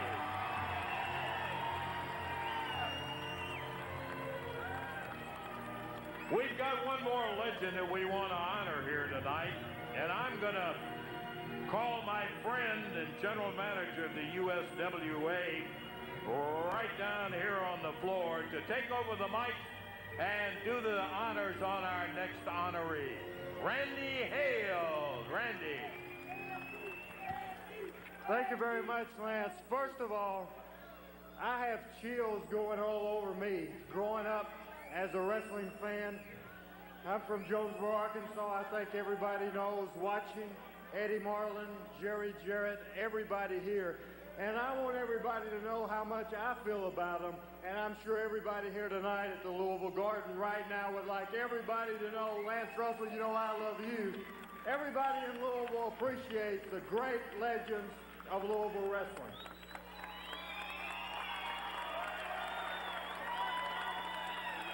We all know all the great legends here, but there's one special lady I would like to make a few comments about. Behind the scenes, she has been the major force. She came up to Louisville in 1970. She came to the Louisville Gardens for 25 years, up and down the road, working 20 hours a day. She is the lady that made Louisville wrestling what it is. She is the lady that made Jerry Jarrett what he is. She is the lady that I would like to bring out here last night in tribute, ladies and gentlemen, Miss Christine Jarrett.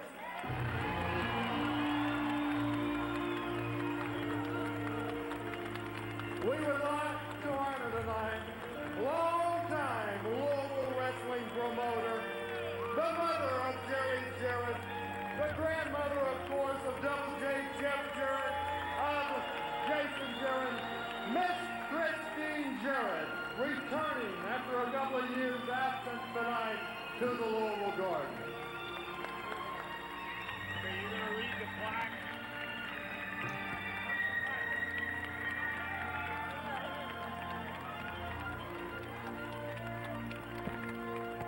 June the 11th, 1995, on the 25th anniversary, a special tribute to Christine Jarrett, the first lady and longtime promoter of Louisville wrestling.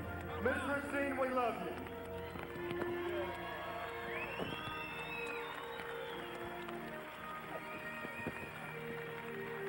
You said it very well, Randy, and it is sure true. Without this lady, there sure wouldn't have been any Louisville wrestling. She did it. Thank you, Christine, from the bottom of our hearts.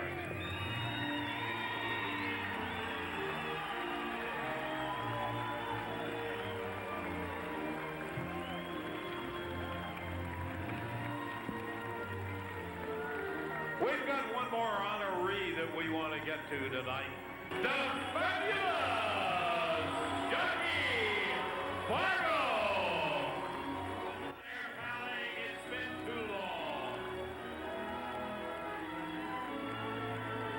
Nobody in the world can do it any better than the fabulous Jackie Fargo, as we've learned 1,000 times before. He's a great one, often imitated, but I will guarantee you, never duplicated, the fabulous Jackie Fargo. Let's hear it! Jackie, there isn't but one guy that can come up here and live up to all of the things that have been said about you.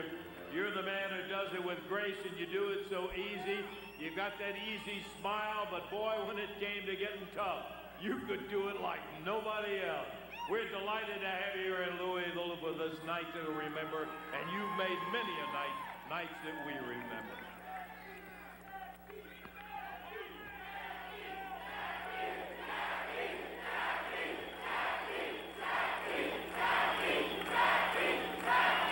Thank you. Thank you.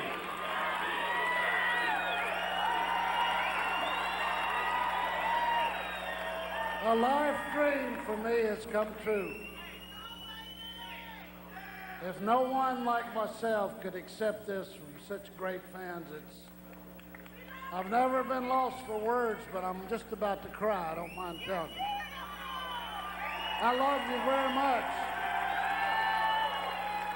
What a great honor to come to a wonderful city like Louisville, have such distinguished people around me. I don't deserve it, but I certainly thank you. I had a dream as a little boy to be a professional wrestler. I didn't go out and get to play football and basketball, but I worked hard. And with your help and the love of God, I give God a lot of credit. He did it for me. I'll never forget you as long as I live. I love every one of you, and thank you so much for a great honor. Thank you. Jackie, congratulations. You deserve every bit of it. I got to tell you, there are records in this United States that he and his brother still hold for attendance. An absolute legend in his time, Jackie Fargo. Well, that's it, ladies and gentlemen. Don't go home. We have an absolutely unbelievable main event to find out who is the best of Louisville, and we're going to be getting to that in just a moment. Thank you very much, and bless you.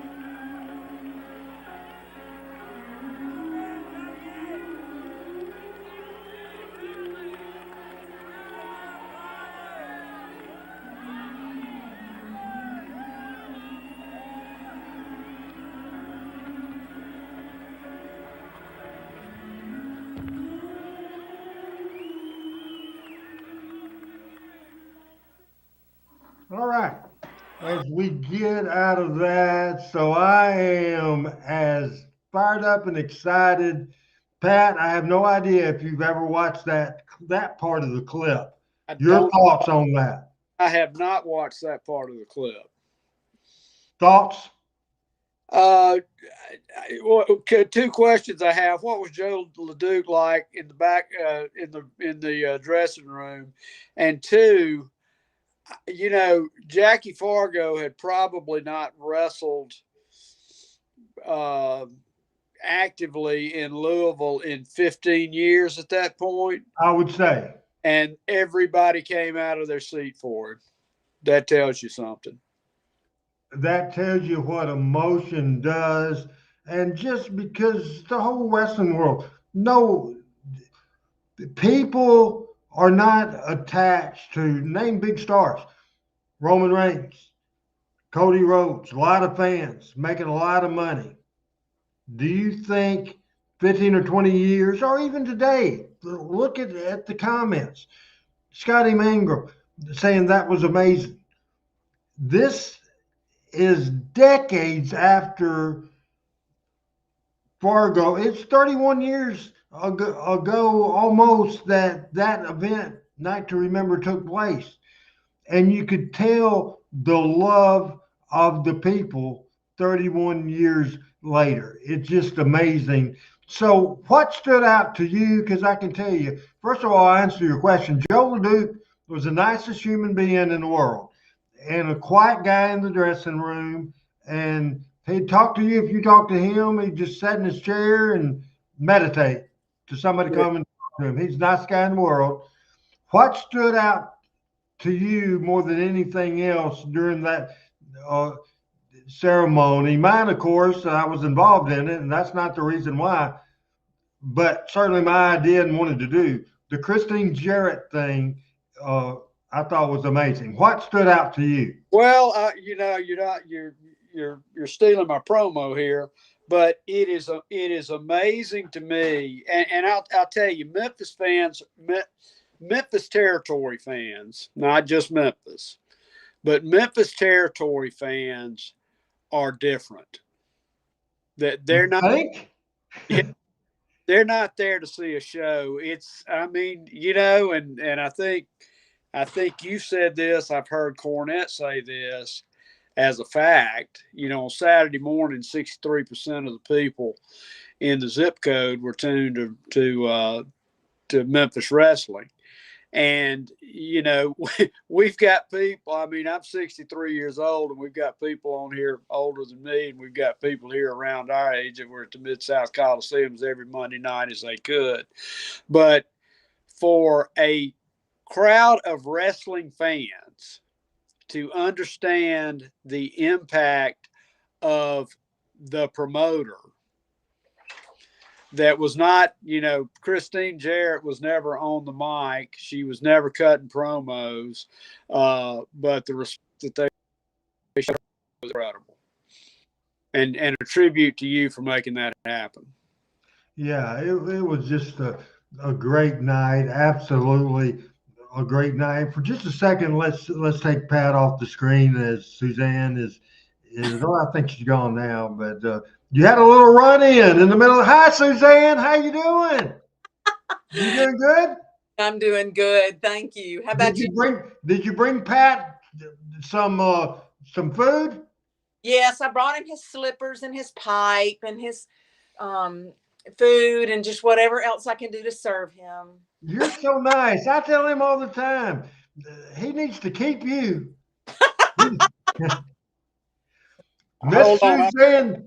Miss Suzanne Trammell, everybody. Miss Suzanne Trammell. Let's go ahead and look at Scotty. Hey there. Hi, Suzanne. How you doing? I'm doing really well. How about you? I'm doing good. First of all, how's Meg and Wyatt? They're good. They're good. I just talked to Meg a while ago, and she's having dinner with some friends up in South Carolina. And Lord only knows, let's see, it's St. Patrick's Day. So Lord only knows where Wyatt is. Where's the dogs? The dogs are in there by the fireplace. They've got it made on their bed.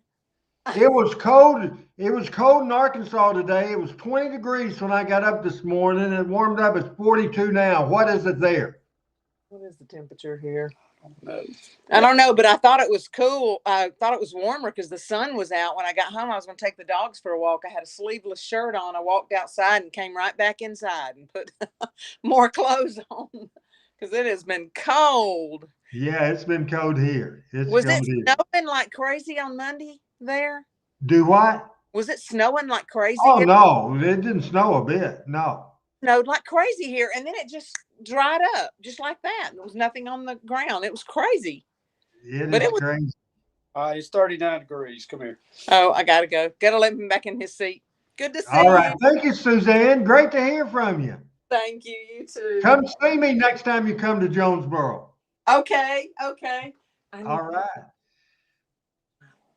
Miss Suzanne Trammell in the house. You see that nice, pretty young lady, and you see that nice, pretty young lady, and how in the hell did you outkick your coverage, Pat? She thought I had money. She thought? She thought. A couple of things. Eddie Cox says, my grandmother, my sister, and I were Monday night every week in the studio every Saturday. Eddie Cox says that. The comment from Scotty Mangrum right before, well, we'll see. Eddie Cox says, I'm almost 57 years old, and Memphis wrestling was my life. As we do Scott Mangrum's comment, I don't remember a Saturday night that Christine didn't take my tickets at the fairgrounds. She was there every night those doors were open. As we love these memories, we're going to watch a video right now, and Adam, you got to do this one for me as we go back to where you have control of the videos. It made me nervous having controls of the videos, all having to cue live on the show and that sort of thing. I talked about the Louisville situation where we had death threats on the Rock and Roll and Mark Curtis. We had the police get involved. We had an escort. The cops had to take Robert Gibson's car, and we had to sneak the Rock and Roll and Mark Curtis out of the ring. It was totally chaos. Pat, would you like to see the match that made the people so mad from the Louisville Gardens? Love to see it. 6 minutes, 3 seconds. Smoky Mountain versus USWA part number 3. As we go back in time to probably late and it turned into a series of matches with Rock and Roll Express from Smoky Mountain, the NWA World Tag Champs, and PG-13, because PG-13, you were here to see him from the very beginning. Yeah. Both of us were here to see Rock and Roll Express and Ricky Morton and Robert Gibson. We knew them when they were just kids running around. They're both second-generation wrestling fans. Adam, let's cut that and restart it after I make a comment, okay? Absolutely work as a team. If we can go ahead and stop this, and then we'll, I want to rewind it, Adam, or do I might have to. I don't know. Oh, no, you were able to do it. The little things in wrestling count. So we had this top feud going on, and I don't know if you were concentrated on this. Listen closely, audience, and I want you to listen, Pat, real closely to how Lance and Days get this over. The Rock and Roll did their part, PG did their part, me as the booker, Mark Curtis, everybody did their part. But when it came to TV, you have to convey that with somebody with credibility. And I want you to listen, and I won't talk over this till this tape is over. I want you to listen to this closely. And it turned into a series of matches with Rock and Roll Express from Smoky Mountain, the NWA World Tag Champs, and PG-13, because PG-13, you were here to see him from the very beginning. Yeah. Both of us were here to see Rock and Roll Express and Ricky Morton and Robert Gibson. We knew them when they were just kids running around. They're both second-generation wrestling families. A couple of kids who molded into one of the finest tag teams ever. Absolutely work as a team like nobody I've ever seen before, and that's the reason they've been able to hold the world title. Something happened on the way to the bank, as they say. Rock and Roll Express, and we've got a theory which we'll save and tell you a little bit later about what happened on it with PG-13 and everybody else. But right now, what we want you to do is go back with us. Randy Hales, I don't think it's any secret. Randy has been like a son to me. I've known him since he's 10 years old. He's a guy that's always wanted to be in wrestling, and I have a very special place for anybody who works that hard. He was in the corner of PG-13. Here's a young team, brash, no question about it. Folks love them because they can go out and tell you what they're going to do, and they get the job done. Against Rock and Roll Express with Mark Curtis, who bears the handle of the senior referee for Smoky Mountain Wrestling, and that's something that's a misnomer to say the least. You take a look and tell Warning, me. this Watch. Is bloody and graphic. Looks like the switch, and the summer JCS on a sunset flip.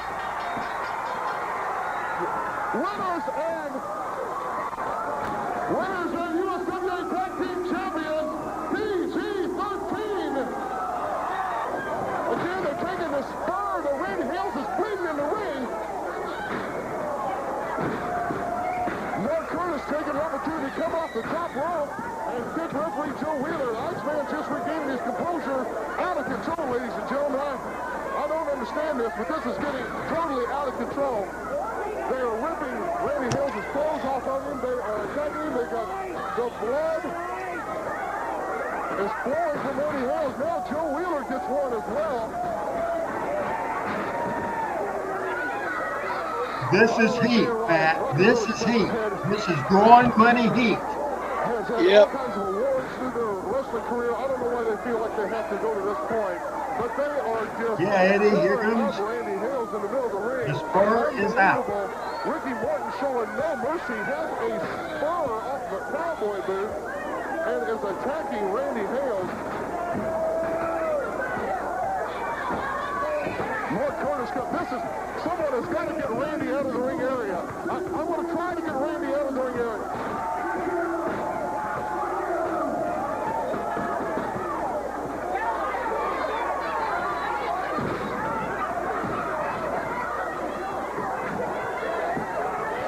He really does. Scott Stead into the ring area, trying to save Randy Hales from the onslaught. I mean, the blood is flowing. This is unbelievable. Ricky Morton puts the boot over the top of Scott Stead. Joe Wheeler back into the ring area. They are pummeling everyone with this PG-13 hubcap.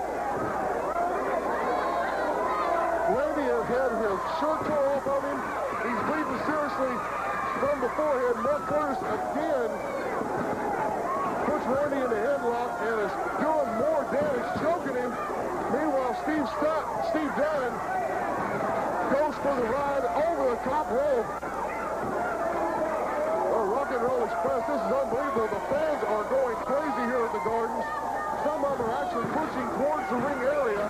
The police are keeping their eye on everyone, trying to make sure that we keep them behind the barricades, but this is out of control. Referee Joe Wheeler taking another shot.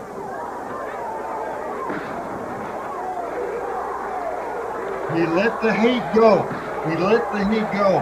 The crowd beckoning for someone else to come from the back. People had come from the bleachers to around ringside. Trying to get ready.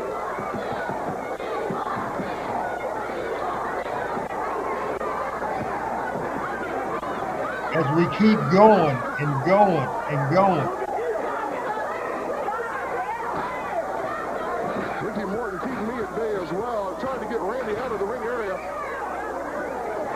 I told Lawler, I said, don't come till it looks like the people are to the right. Robert Gibson threatening me as well. He said, what if they kill you? I said, that'll draw money next week. The King and Handsome Jimmy are making their way towards the ring. My goodness, Rock and Roll Express. Now watch how Randy does these clips at the end.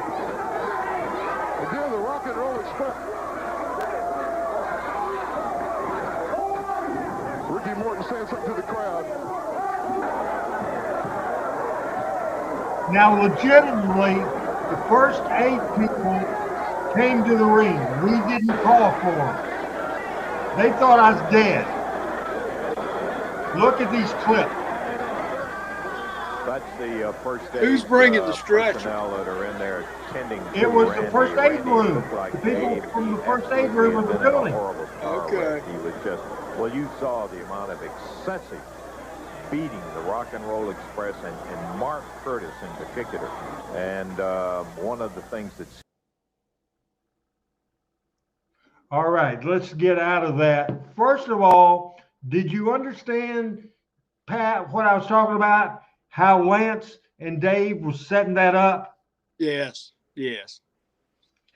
Did you understand what I was talking about when I was saying, I've said a million times, he draws money. He draws money. And in the wrestling business, I wasn't a wrestler, but with those fans in Louisville for several years, they saw me every week, and I was the spokesman and the promoter for the company. So they didn't want to see me get beat up. I was a babyface then, and they were pro there. So that was just magic. Do you agree? And have you watched that before? I saw that not too terribly long ago, and it was. And I'll say this: I was sitting here thinking about this. You know, you went from heel to babyface within the promotion better than any owner, president, founder, manager I've ever seen. You were good at that. Now I want to go to the next video, and again, always have to give credit to Lance and Dave. This next video, video number 4, is 5 minutes and 34 seconds. So if we can go ahead and play this 5 minute, 34 second video on Talking Memphis Wrestling, as I think Adam. to death was when I went back Listen to the first to the aid room and announcer. I was talking to the ambulance people who were there, and they had told me Randy's blood pressure was like 140 over something in there, and boom, just that quick, it dropped 30 points down to 110. And it was one of those things that I've seen a lot of matches, seen a lot of guys get beat up, and you have too, Dave, by the bunches of them. But when it's somebody who is personally involved with it, it's a little bit different. And the circumstances. And That's Randy's what I not think. a wrestler, for heaven's sake. I mean, And Curtis, we mentioned it during the commentary of the match. He pulled, I'm telling you, he did. We saw him. He pulled off that spur off of the boots that he was wearing. That's what Ricky Morton had, and that's what he got to it. I was saying I had a theory about it. I think what it was, Rock and Roll Express, they started right here. The kids came into fruition as one of the great tag teams that we have ever seen. I mean, really, they still work as a tag team like nobody else around, hardly. But what happened? Time passed. They lost it here. They lost it there. They got the titles back and so forth. Not to say they can't go. But all of a sudden, they go against PG-13. I really look forward to that match. Got in there, had a heck of a match. But Rock and Roll with rabbit ears, they heard the way the crowd reacted to him. They heard them come in there and say, whoa, what happened to you folks? We were your favorites, and now you're rooting for PG-13.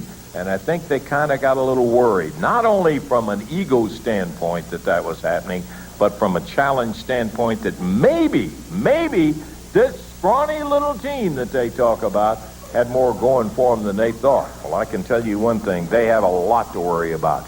Rock and Roll Express, I absolutely cannot believe what they have turned into. And Mark Curtis, you're no head referee, you are a thug. And I say that without any hesitation at all. Listen, you want to hear, you want to know why? Take a listen to this interview coming up with Rock and Roll Express, and that will tell you what they are like. Take a listen to it. I can't believe it. Randy Hills, what did I tell you? I told you, Randolph, if you stuck your nose into our business, not just Rock and Roll Express, but Smoky Mountain Wrestling, the NWA, if you stuck your nose in our business, that you were going to get hurt. Only in my wildest dreams did I ever believe how bad we were going to hurt you. Everybody in the Mid-South Coliseum, young fans, old fans, even that old decrepit old fossil Lance Russell had a tear running down his eye, just like that old Indian in those commercials. Does anybody ever cry whenever their promoter gets beat up? Like Don King? Nobody cares about Don King, but apparently in Memphis, everybody cares about you. We did it. Smoky Mountain Wrestling. It doesn't matter who it is. All the stars were upset because their promoter got hurt. Brian Lee, from the top to the bottom, the good and the bad, they were horrified at what we did. And we did it to the best of our ability. We did it because we're the true outlaws in professional wrestling. Smoky Mountain Wrestling. And Ricky, what do you got to say about the PG-13? You know what amazes me? How these people think PG-13 are the greatest heroes of all time. Well, these heroes, what could they do? Because they was laying there helpless in a pool of blood. All we want to say is, guys... Randy, did he break in Memphis? No. You see, guys... No, he broke in with Cornette. He was there. He broke in with 20 or more Independence of all in like the Philadelphia. USWA wrestlers to come to the ring. Okay. To get rubber dye. Step away. I had to get a charge from the 20 of them, phone. Robert. What's that make us? What does that make the Rock and Roll Express, and what does that make Smoky Mountain Wrestling? Number one. Now, after all the ambulances, the people climbed up, flood, the police, and everybody being down there, what happens? Eddie Martin gets up out of his wheelchair, goes over and calls Bob Armstrong, commissioner of Smoky Mountain Wrestling, and demands that we come back to Memphis. But you know what's better than that, Robert? PG-13 wants a Texas death match. Eddie, I think you're right. I think I heard that somewhere. Didn't you learn your lesson last time? What are you thinking, idiots? What are you thinking? A Texas death match. Falls don't count. No disqualification. Falls count anywhere in the building. Guys, what are you asking for? You cannot stop this match on kind of blood. You can't stop this match because you knocked the referee down. If it's one of USWA's, of course. But guys, you understand this. If you think in your head for 1 minute that you're going to come and get revenge on the Smoky Mountain Wrestling or the Rock and Roll Express, you remember this, guys. Everybody has an opinion. And you know what our opinion is. This time, guys, you're not going to walk out. You're going to be laying in a hospital bed right beside Randy Hill. See ya. So again, Pat, your thoughts on how Lance and Dave set that up, and tell me two announcers that wasn't performing. They were talking to their friends, the audience, and they were concerned about their friend, the promoter, and just the way they told the story, what happened on the way to the dance with the Rock and Roll. That reaction from Dave and Lance sold us tickets. Do you agree? I agree. And you know what, Randy? I mean, I'm not here to shine you or anything, but that stuff that had not been done before. You know, that is just stuff that had not been done before. And they had the audience as a part of that whole thing. From woe to go. Now we have more video. This feud lasted part 2. We'll continue this next week. The invasion at the TV station. We're going to play it today, but we're out of time. The invasion, Tommy Rich, the hero, all kinds of stuff. Big show last week. This was a different type of show, heavy on video, heavy on history, covered all kinds of stuff, including great pictures. Your thoughts? Do you think you picked the perfect show to make your triumphant return to Talking Memphis Wrestling for your final take?